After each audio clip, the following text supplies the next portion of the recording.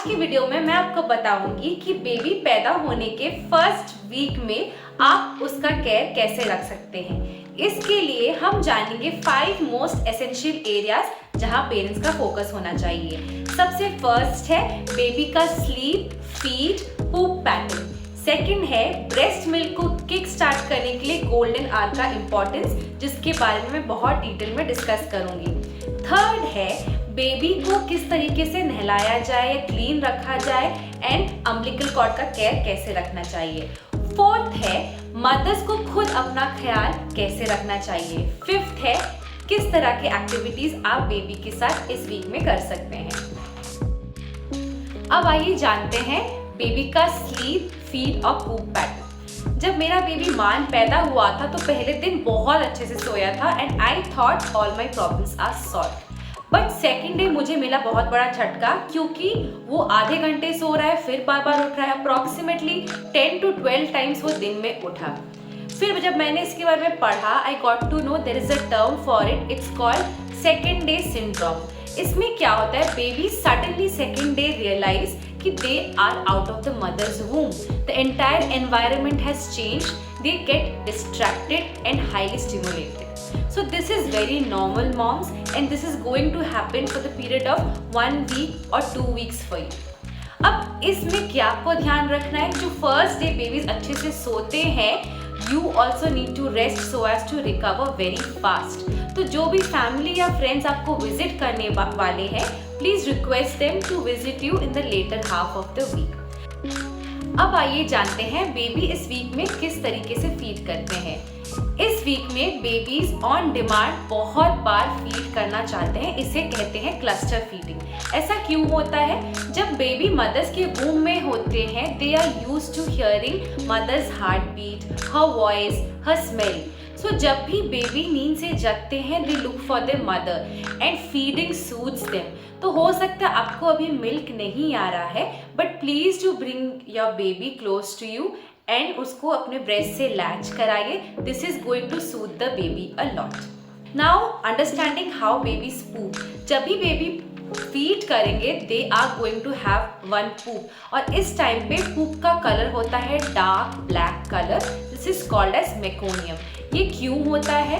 Baby जब आपके वूम में होता है तो एक बायोलॉजिकल प्रोसेस के वजह से उनके पेट में ये चीज़ें जमा हो रही होती हैं, जो पैदा होने के बाद नेक्स्ट 3-4 डेज तक वो अपने पूप में एक्सक्रीट करते हैं. तो घबराइए नहीं, बहुत नॉर्मल है एंड 4-5 डेज के अंदर ये ठीक हो जाता है. तो इस वीक का एक मेजर चैलेंज है कि बेबी को कैसे सुलाए so that your body also can get ample rest. So I have a hack for you. Mothers, जब आप घर आए, then you can recreate the environment of your womb for your baby when she is sleeping. तो जैसे मैंने क्या किया था, तो मैं कमरे को एकदम अंधेरा रखती थी और मैं वाइट नॉइज का यूज करती थी. White noise is the noise which is closest to the noise in a mother's womb, जो मैं अपने फोन पे चलाती थी. और बेबीज कैसे सोते हैं, जब हम हमारे कोख में होते हैं, we are constantly moving, so they are use to that rocking feeling. तो या तो आप उनको गोद में हिला के सुलाइए, and if you feel you are very tired तो you can make use of a baby crib. या फिर अगर आपने प्रेगनेंसी के दौरान एक बर्थिंग बॉल का यूज किया है, तो बेबी को लेकर आप उस बॉल में बैठ के हल्की सी बाउंस करके उसको सुला सकते हैं. This work really wonders for me. Breast milk को किक स्टार्ट करने के लिए सबसे इम्पॉर्टेंट है golden hour. Golden hour is the 1 hour window right after the delivery of the baby. इस 1 घंटे में अगर बेबी को आपके पास लाया जाए एंड ब्रेस्ट से आपके लैच कराया जाता है, तो सबसे बेस्ट रिजल्ट मिलता है in terms of starting the breast milk supply, increasing baby's immunity and giving the baby a sense of security and safety. So mothers, what you want to do is please speak to your doctor before the procedure कि बच्चा पैदा होने के 1 घंटे के अंदर उसको आपके पास लाया जाए और ब्रेस्ट से लैच कराया जाए. This is definitely going to help in triggering the breast milk. In several cases जहाँ पर बेबी डिलीवरी के बाद स्पेशल केयर यूनिट में होता है because of some medical concern या फिर it's a pre term baby, then उसमें घबराइए मत कि आप ये गोल्डन आवर का यूज़ नहीं कर पा रहे हैं. because at this point of time this medical care is much more important for your baby. So what can you do in this case to trigger the breast milk? जब baby is finally out of the special care unit and is with you, तब आप kangaroo care method का use कर सकते हैं। Kangaroo care method में both baby and mother bare skin होते हैं, बिना किसी कपड़े के होते हैं। उस पॉइंट पे मदर्स बेबी को अपने चेस्ट पे रख सकते हैं ताकि उनकी पूरी बॉडी बेबी के बॉडी से टच हो रही होती है। ये मेथड आप फीडिंग के समय भी यूज कर सकते हैं एंड विदाउट फीडिंग भी यूज कर सकते हैं। इससे भी आपकी ब्रेस्ट मिल्क सप्लाई बढ़ेगी और स्टार्ट भी होगी।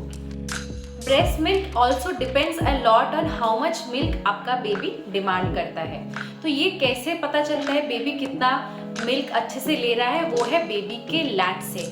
If you are a first time mother, it is very difficult to know कि बेबी प्रॉपरली लैच्ड है या नहीं। तो इसके लिए आप प्लीज़ अपने डॉक्टर्स का, जो हॉस्पिटल में नर्स है, अगर कोई लैक्टेशन एक्सपर्ट भी है हॉस्पिटल में, उनका एडवाइस लें और ठीक से समझे कि बेबी को प्रॉपरली लैच कैसे कराते हैं, किस किस पोजीशन में फीड कराते हैं।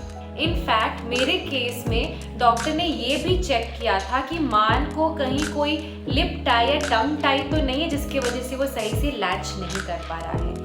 Next thing you want to ensure is कि बेबी को जितने बार भी हो सकता है अपने ब्रेस्ट पे फीडिंग के लिए लाइए। It's a complete demand and supply game. जितना बेबी डिमांड करेगा उतना ज़्यादा आपका सप्लाई बढ़ेगा। मेरे केस में पहले 2 दिन में मुझे ब्रेस्ट मिल्क आना शुरू नहीं हुआ था और मान was completely on top feed. फिर भी मेरे डॉक्टर ने मुझे एडवाइस किया था कि मनीषा, हर एक फीडिंग सेशन, टॉप फीड के सेशन से पहले बेबी को अपने ब्रेस्ट पे लेकर आओ, उसे लैच कराओ ताकि बॉडी को पता चले कि इस चीज़ की डिमांड है एंड बॉडी मिल्क सप्लाई करना ऑटोमेटिकली शुरू करे। तो this is one method that you should definitely try because it help me a lot. फिर 3rd डे में जब मुझे मिल्क आना शुरू हो गया था, तब डॉक्टर ने मुझे बोला कि Manisha, you should stop the top feed, have confidence on your body, क्योंकि अगर बच्चा टॉप फीड लेगा तो वो ठीक से आपका ब्रेस्ट मिल्क नहीं डिमांड कर सकता, जिसके वजह से आपकी बॉडी भी ब्रेस्ट मिल्क कम सप्लाई करेगी। So mothers, once your body starts producing breast milk, you should be confident and stop the top feed.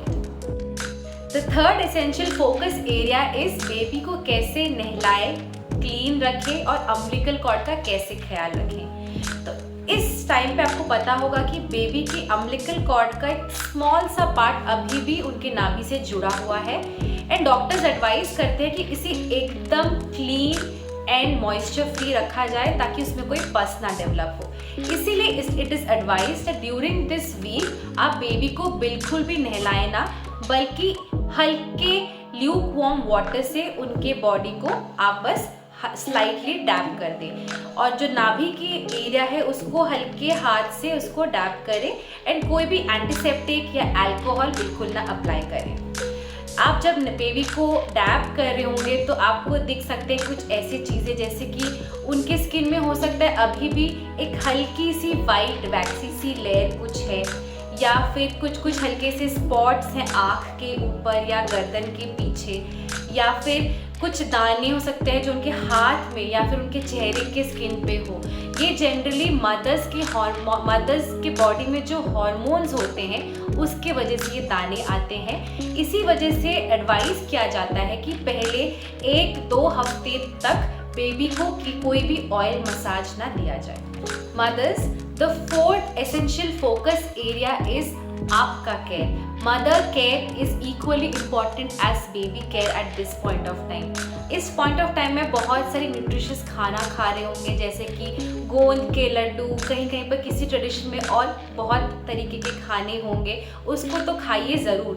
But एक और एसेंशियल चीज़ है जो आपको खाना चाहिए, जो है फाइब्रस फूड। आपको अवॉइड करना है कि किसी भी हालत में आपको कॉन्स्टिपेशन ना हो, क्योंकि कॉन्स्टिपेशन होने से आपके स्टिचेस पे बहुत प्रेशर पड़ सकता है and this can be very dangerous. Plus feeding से पहले और फीडिंग के बाद ज़रूर आप हाई एनर्जेटिक फूड लें ताकि आपको दिन भर आपका एनर्जी लेवल मेंटेन रहे। Plus you also deserve and require a lot of rest at this time. So please आप बेझिझक अपने हस्बैंड से, फैमिली मेम्बर्स से हेल्प मांगिए कि बेबी को कुछ देर वो रखे so that you get time to sleep.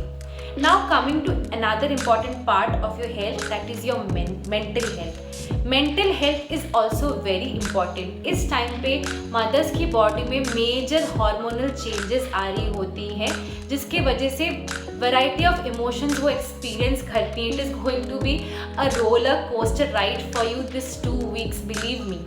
जब मान पैदा हुआ था तब मैं इतना एंग्शियस फील करती थी, कभी कभी जब उसके साथ रूम में अकेले होती थी तो अचानक से डर लगने लगता था, अचानक से लगने लगता था कि लाइफ कंप्लीटली चेंज हो गई है, अब things are not going to be the same any more.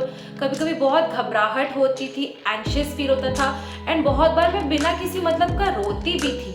In fact बहुत केस में मैंने सुना है कि मदर्स जब उनकी बहुत ट्रोमैटिक डिलीवरी होती है, they find it very difficult to bond with the baby. It is very normal, and it happens with 99.99% of mothers after delivery.